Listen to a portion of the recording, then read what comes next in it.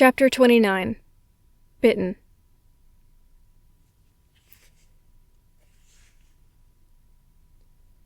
The hack into which our heroine had been so suddenly thrust proceeded rapidly up Crosby and turned into Bleecker Street to the east, but it had a pursuer in the shape of a small-sized male biped who sped after it at top speed, shouting, "Stop that hack! Stop that hack!" Nobody essayed to stop the flying horses, however, and round the corner they turned at breakneck speed, some little distance ahead of the pursuing biped, and dashed along the street at a slashing gait. But a carriage driver never so fast in the streets of the city, with a hue and cry raised after it, and fresh pursuers every instant joining in the chase, as they always do, though knowing not why, and as they failed not to do in this case, has very little chance of escaping, while the chances that it will be brought to a standstill, sooner or later, are very many. The abductors of Cleo, who could not have helped hearing the shouts of the man who dashed after the carriage, he being but a few steps from it when it started off, and with whom, in a moment, a dozen others were shouting in unison, every instant increasing the number of shouters and pursuers, must have felt convinced that their little game was blocked, that a successful issue of the rather irregular transaction they had engaged in, well planned and favorably opened, was somewhat problematical, while Cleo must have felt assured of speedy deliverance from a position far from pleasant, if not perilous to person and property. Though the hack could not elude its pursuers, and was bound to be captured or brought to by circumstances over which the driver had no control, yet it was possible the perpetrators of the outrage might escape, one or both, by flinging themselves from the carriage, their object accomplished. On sped the hack to Mulberry Street. On it went, pursued by policemen and others, including a few women, many boys, and several dogs, the heterogeneous rabble shouting, yelling, and barking at the top of their voices. Just beyond Mott Street it suddenly stopped, the horses being pulled up sharply by the driver, though the street before him was clear for a passage. He quickly dismounted to the walk, and opening the door of his vehicle, exclaimed in a tone of virtuous indignation, "What the devil is all this about, you fellows?" He was playing the innocent, reader, to save himself from the consequences of an act in which he was aider and abetter. Knowing well that he could not escape eventual capture, he made a virtue of what could not be made successful villainy, as far as he was concerned, and pulled up, adopting the virtuously indignant style so often adopted with success. His pals, to whom he put the above indignant query, did not reply, but Cleo, who stepped out of the hack immediately, looking none the worse for her involuntary ride, with her chain and charms and flashing solitaires in her possession, did reply, to this effect, casting one quick, piercing glance at the villain now affecting the saint. "It's too thin, you scoundrel." The words were uttered in a low tone, and were hardly out of her mouth before 20 men and boys gathered round the carriage. The nucleus of a crowd which gathered, as crowds always do gather, quickly and from all quarters, even before the main body of pursuers came up, which did not lag, superfluous though it was. "What's the trouble, young feller? Anything?" queried an officer who was one of the first in the chase, and who had seen Cleo alight from the hack. "Oh, no trouble at all, Mr. Officer," was her response in a careless way, with a light laugh as she spoke, adding, "I started for a ride with the gentlemen inside, and they went to sleep from beastly intoxication, and didn't choose to ride with them any further. That's all the matter is." Upon this, our heroine, buttoning her coat, moved through the crowd, which gave way to her advance, and was off, turning down Mott Street, a number following in her wake, because, perhaps, her way was their way, or simply because of her having been an occupant of the hack which, speeding along the street, had been an object of interest to them, and she, therefore, an object of curiosity. Among those who moved on with her, following from curiosity, or because their affairs or inclinations led them down Mott Street, was the man who had first raised the hue and cry after the hack into which she had been so suddenly thrust, and which sped off so quickly with the captors and the captive. And at about 10 paces in her rear he kept until, turning into Houston Street, she entered Harry Hills, he following after. When the policeman looked into the hack from which, after a short but rapid ride, our heroine had emerged safe and sound, with all her faculties and valuables about her, he found one of the 2 occupants lying upon one of the seats, and the other upon the bottom of the vehicle, both apparently dead drunk. The latter he shook, not a little gently, putting to him the question, "Who are you, Mr. Man?" A grunt was the only response he got from the stupefied individual, Mr. Man. But the innocent and virtuously indignant hackman volunteered a statement to this effect. "Them fellers is drunk as blazes, and left a chum behind him as hollered after the hack, 'cause he wanted to get in, and raised all this muss, the damn fool. I didn't drop on it till just now when I pulled up." Finding it impossible to rouse either of the occupants of the hack, the officer pulled the door to, himself inside, and ordered the hackman to drive to police headquarters, Mulberry Street, which order the latter proceeded to execute without any very great delay, wondering if his two pals were playing possum on the policeman.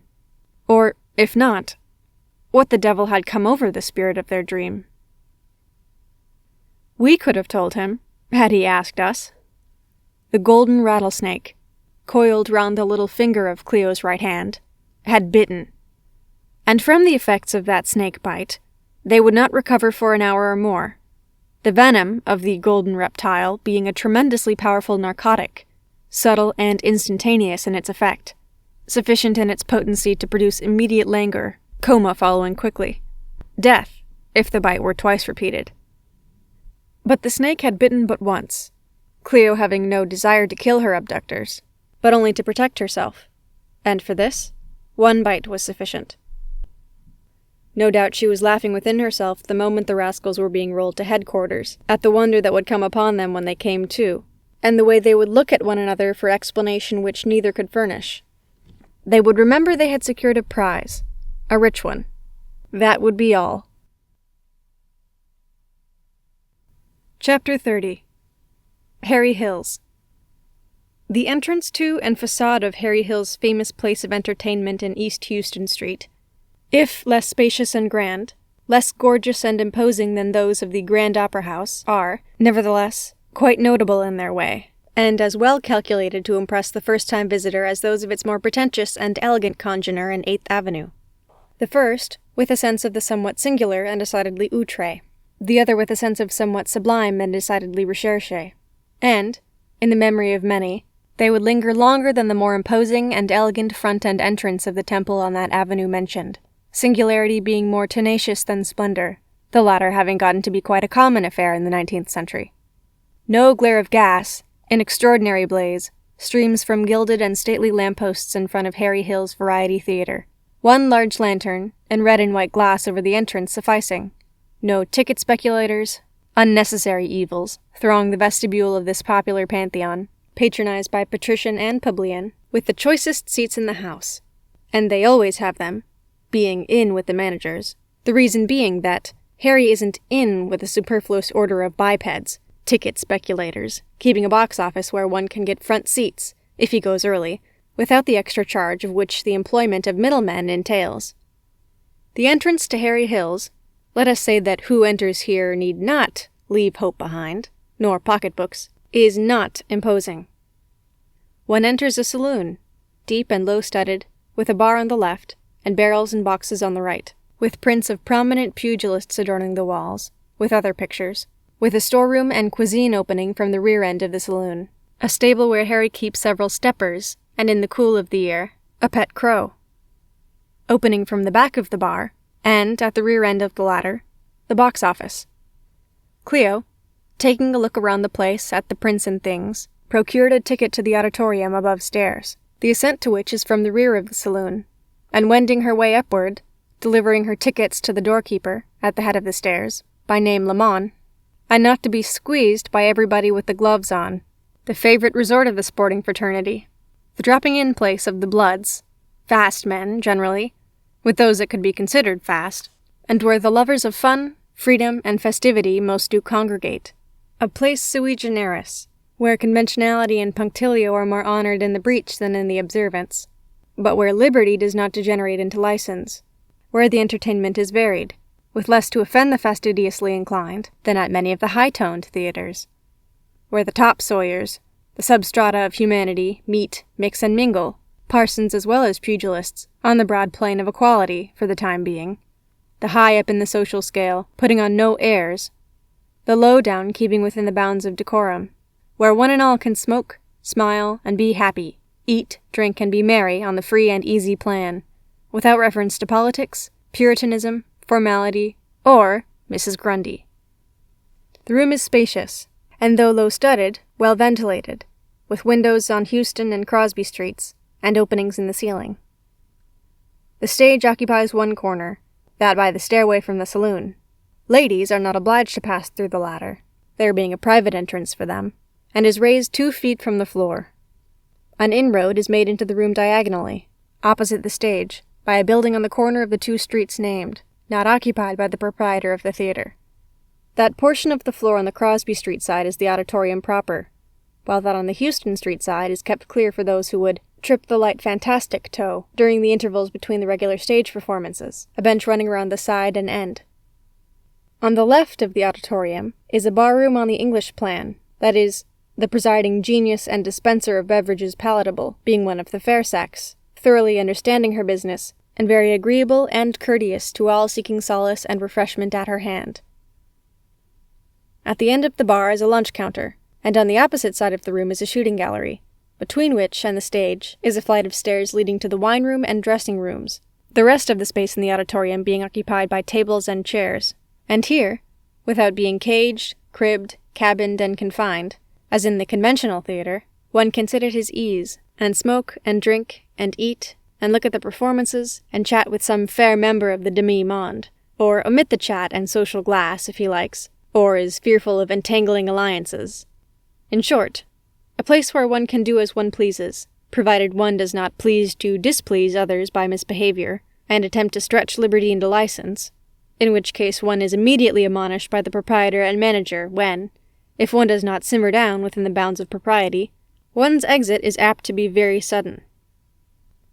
The walls are hung with prints and paintings of men and horses, sporting and other scenes, with here and there a gorgeous railroad advertisement, and bulletin which lays down some rule, conveys some information, puts forth some sentiment, gives some notice, or sets forth some scriptural quotation, pat and pertinent.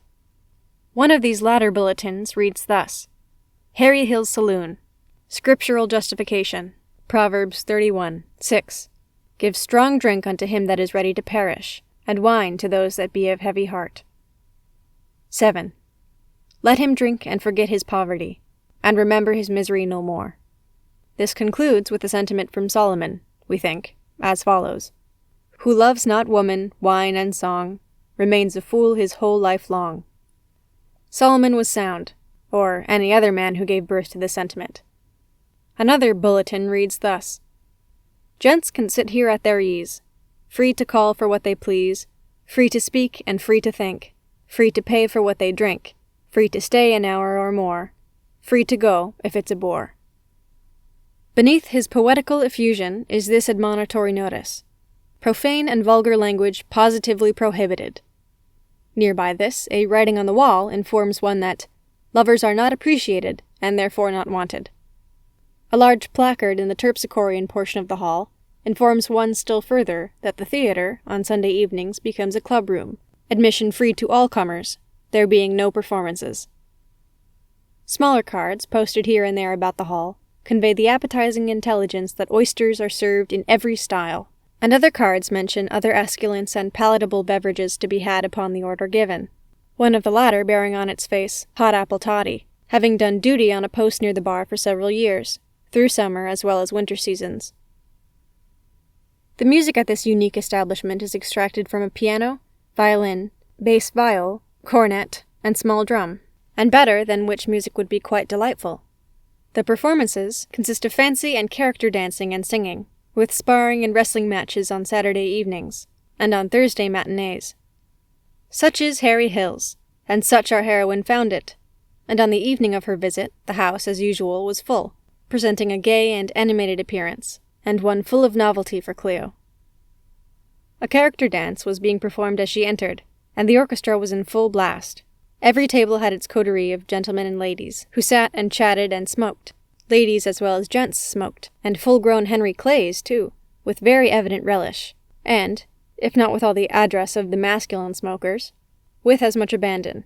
Joked and laughed, ate ice cream or more substantial comestibles, drank milk, punches, and lemonades, sucked Catawba cobblers, port wine sangaries and other fancy concoctions, sipped the sparkling champagne, or imbibed more potent liquids, and all going merry as a marriage bell.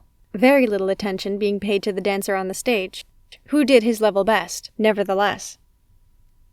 Cleo stood a few moments and looked around upon the pleasant, animated, and, to her, novel scene, and was quite taken with it. And every female eye in the assemblage was quite taken with her bearing and beauty, and the verdict of every possessor of black eye or blue, grey eye or hazel under a feminine forehead was, "He's perfectly splendid," or would have been, if called for. Chapter 31. Introductions. A stout-built, well-made, broad-shouldered, powerfully athletic man, dressed in blue, with a good-natured face, bright eye, bland smile, and diamonds flashing on his immaculate shirt-front like a Fresnel light on a snow-covered coast, came up to Cleo with a pleasant salutation. That he was the proprietor of the place she knew by intuition. "I am a stranger here, Mr. Hill," said she, adding parenthetically, "I know you are Mr. Hill." The gentleman bowed, interjecting, "I'm that man, Harry Hill. And hearing of your place of entertainment, thought I would take it in." "Glad you've come, young feller, Mr. "I'll introduce myself by card, Mr. Hill," said Cleo, passing a card from her gold card case.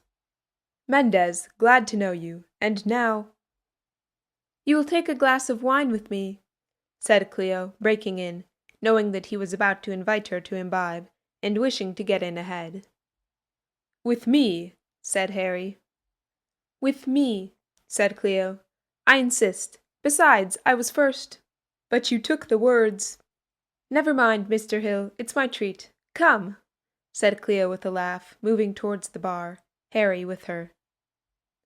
Inside the double row of chairs at the front of the auditorium proper, our heroine and Harry sat down at a table, at which were seated two ladies, one fair, the other dark, one petite, the other grande, both discussing raspberry syrup lemonades. Cleo bowed, raised her hat, and smilingly said, "Good evening, ladies," the pair responding politely and together. A bottle of Cleo's favorite wine, the Widow, was soon forthcoming with 4 glasses. "Here's to you, ladies. Your good health, Mr. Hill," said Cleo, raising a glass of the sparkling liquid to her lips, the others following suit, acknowledging the sentiments of the entertainer, and returning like.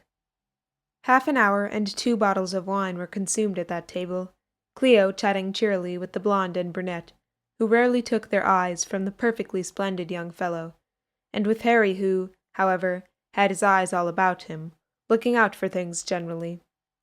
Had he known the handsome young fellow beside him to be a magnificent woman, perhaps his eyes would have been chained as were those of the blonde and brunette. After this, Harry, who, by the way, unlike other theatrical managers, mingles with his patrons, hobnobbing with one and that one, with parsons, not a few of the cloth, from other sections of the country, visit Harry Hill's, went in town, and free from home influences, and pugilists, sports, and snobs, city men and countrymen, thousands of the latter visit Harry's yearly. In fact, hail fellow well met with everybody. Harry took Cleo about the institution on a tour of observation, into the wine-room or green-room, as it might be called, neatly furnished, the walls displaying pictures of yachts and yacht races, into the dressing-room and behind the scenes, in fact, all about, not omitting to visit his stable in rear of the saloon-bar, where, at the time, were honest Allen, a trotter of renown, and another horse, not unknown to fame, whose name we have forgotten. The pet cow was at Flushing Bay, where Harry has a stock farm, with a dozen or more trotters and runners in training. And then upstairs again, where he called her special attention to sundry and diverse bulletins, including those we have noted, and prints and paintings, odd, unique, genre, outre, and bizarre. His Indian clubs, his 38-pounders, he trotted out and exercised.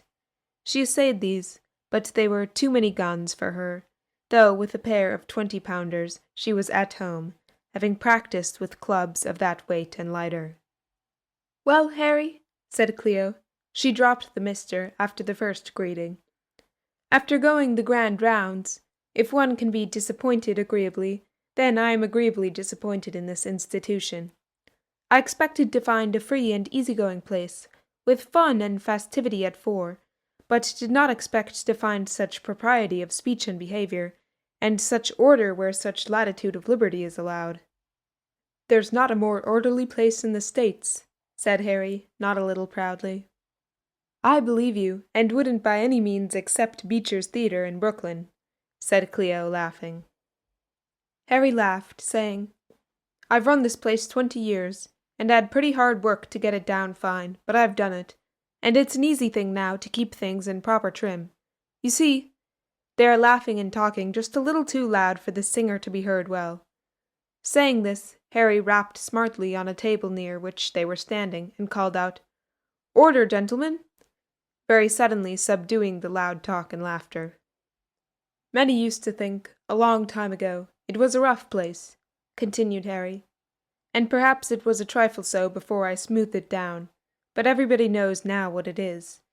People coming here have got to behave themselves. If they don't—" Harry stopped short at this point, but the unuttered portion of the sentence spoke louder than words. "One is as safe here, in person and property," he continued, "the Academy of Music on an opera night, if not safer. No one is imposed upon by any of my attachés, or allowed to be imposed upon by others while here. No one is ever solicited to eat, drink, or smoke, but can sit here, having paid the admission fee, without putting out a dime, till the close of the performances.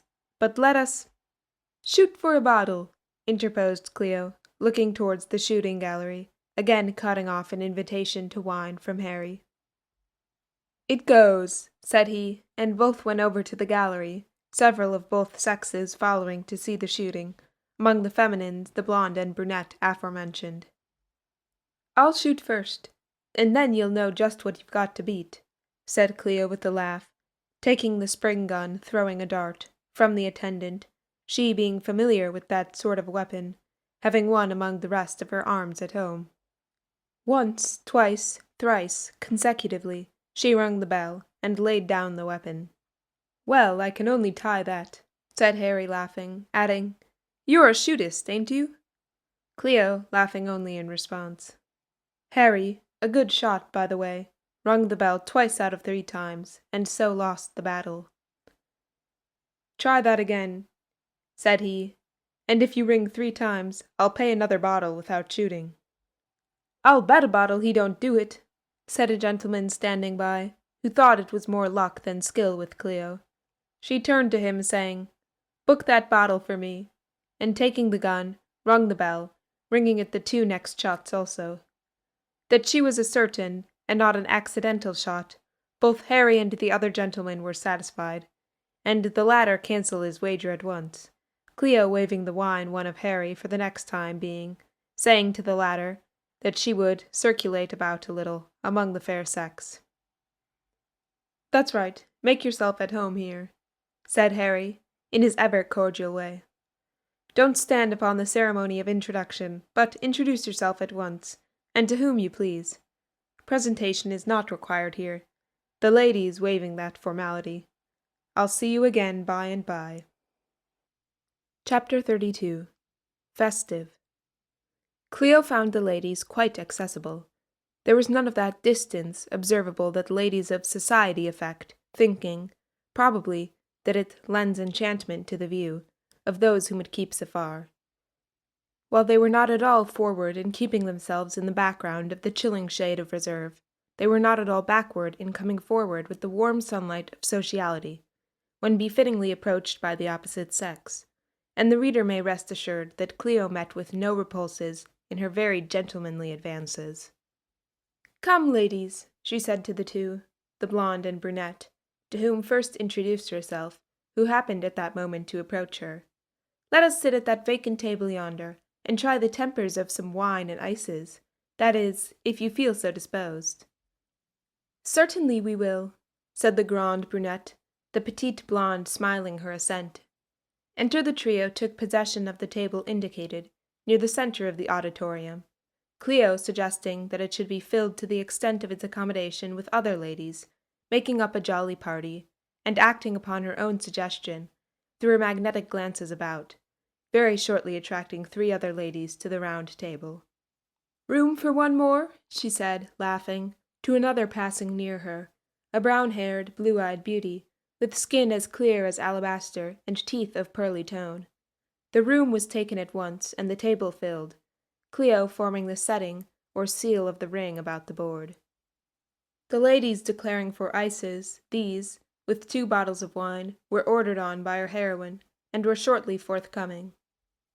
"I have not the honor of knowing your names, ladies," said Cleo, taking the stem of her glass in her fingers, her glances swinging round the circle, at the bevy of blondes and brunettes and betweens. "But I suppose—" "My name's Josie," said the grande brunette, breaking in. "Not Mansfield," volunteered her right-hand neighbor, laughing gaily. "No, she belongs to the Bourbon family, and we call her Jo for short," said another. "And yours?" asked Cleo of the last speaker, a well-developed blonde of good proportions. "Gussie," returned she. "Big Gussie," spoke up the petite blonde. "And yours?" queried Cleo of the latter. "My name's Lottie." "Little Lottie," spoke up the bigger blonde quickly, and as though by this retort she had got square with the smaller.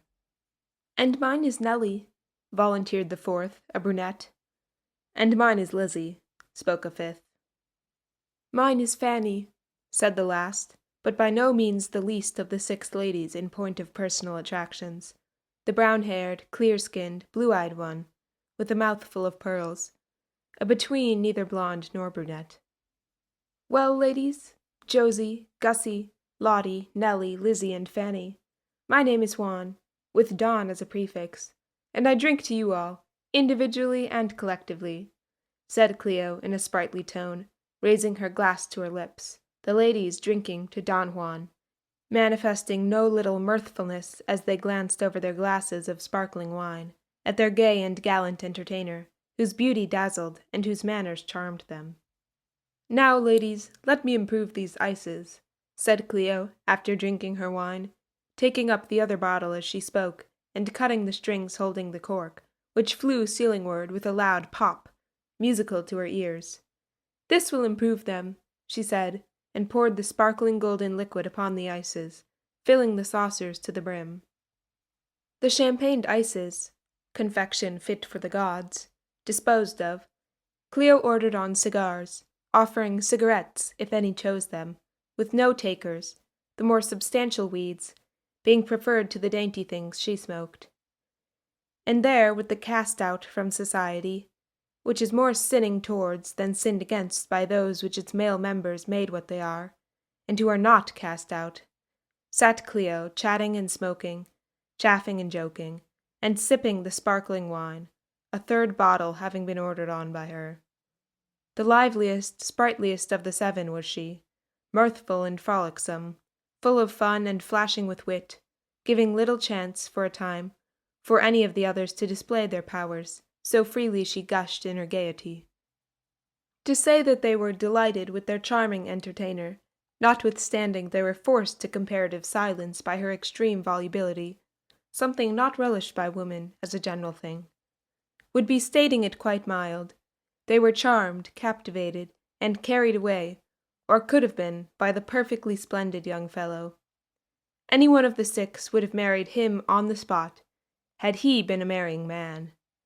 In short, Cleo let herself out, and her listeners would willingly have been talked to death, ordinarily a terrible fate to befall one, by her, and accounted the death not only an easy but extremely pleasant one.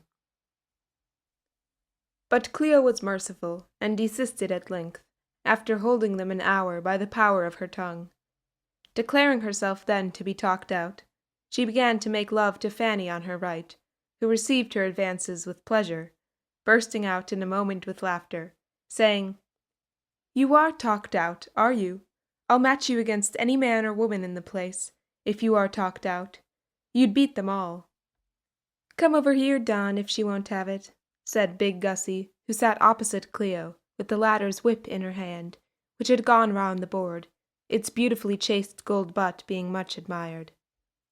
But Cleo turned to little Lottie on her left, who seemed willing, if not anxious, to be wooed by the perfectly splendid Don Juan, and leaning towards her, opened a second and what proved an exceedingly short, if not sharp and decisive, love-making campaign, for she fell back shortly, changed front, and, facing the combined forces, opened upon them with, "It's no use, ladies. I can't make love to you in detail. It would take too much time. Consider me in love with you all, and as offering my hand and heart and fortune to you in a body. Name the happy day to come off shortly in Utah, and I'll be there as sure as I'm a man. Amen."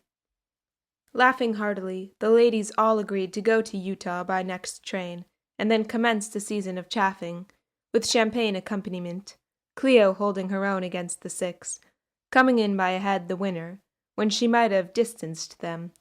After the whip came an examination of her ring, the snake, watch chain and charms, the skeleton pronounced horrid, and great admiration for her solitaires expressed. "You couldn't lend me one of those sparklers till I see Green, could you?" interrogated Big Gussie. "Green, the controller? I'm afraid he wouldn't see you," returned Cleo, laughing. "He sees nobody without a mandamus." "I'll take the snake," said Fanny, more moderate in her desires. "And I the horse. I am right on it. Horseback riding," said little Lottie, with the charm horse in her fingers. "I'll take the bottle," said Joe. "That'll suit me." "But 'tisn't a bourbon bottle, Joe," said Nellie, with a significant wink and smile. "Well, who will take the skeleton?" queried Cleo, holding up the grinning effigy, and laughing heartily, as all shrunk within themselves. There were no takers for the skeleton.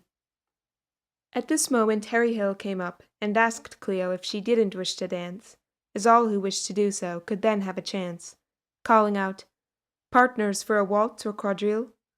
Cleo intimating she would like to waltz. "Come, Fanny," said our heroine, rising. "You are the last at the festive board. You will be the first on the floor with me?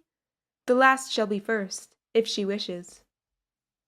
Fanny wished, and Fanny waltzed, to the 1001 Nights performed by the orchestra at Cleo's request, and she said to the writer she wished the waltz could have continued that number of nights. Several couples took the floor with them, but in a few moments they had it to themselves, with every eye upon them. To see such dancing was better than to dance, and with every one of the 6, Cleo waltzed, no other couple taking the field. A dozen other ladies requested the pleasure of her hand, and it wasn't a leap year either, for a turn on the floor, one, called Katy, refusing to take no for an answer. "I won't have it," she said when Cleo pleaded fatigue. Katy was bound to waltz, and Katy did. Positively declined to keep the floor any longer, but promised half a dozen or more to waltz with them before she left, and then, in obedience to the letter of law of the institution, is laid down in line of Harry Hill's quintuple acrostic, which says in effect that every gentleman is expected to refresh his partner at the conclusion of a dance, ordered wine, and every lady in the house drank of the sparkling liquid to Don Juan, the gallant and gay, the handsome and free, the admired of all the feminines, who were dead stuck with him. 1 o'clock came, and she was about to go, having kept her engagements with those she had promised to waltz with, declaring to Harry it had been the jolliest evening she had spent since her arrival in town, at which Harry felt complimented, and ordered on a bottle, insisting, when she declined further indulgence, upon a parting smile, which was then and there taken without further ado. "Have you an escort home, Miss Fanny?" she asked of this young lady, the last of a dozen with whom she shook hands, as she was about to depart, and in whom she was more interested than in any of the others. "I have not," was the reply. "Allow me to see you home, if you please." "With pleasure, Don." And the two departed, leaving more than one feminine bosom burning with envy at Fanny's good fortune.